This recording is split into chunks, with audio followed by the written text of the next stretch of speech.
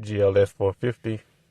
Let's say if your engine is locked up, or if the car just predominantly just won't start, like the starter failure or anything like that, and you need to tow it. Put it in neutral. Don't hit the brake pedal. Just hit it once. Hit it again. Depress the brake pedal. And we're gonna move this up. There you have it.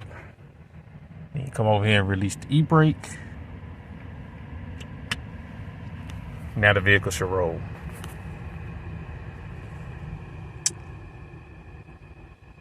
You open the door. Of course, it's gonna shift back. Come back and do it again.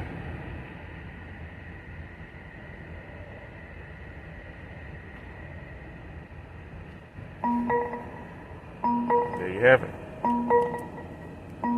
And of course, release the park again if you open the door. And there you have it. Sorry for the glare. Sorry for the glare, but there you have it.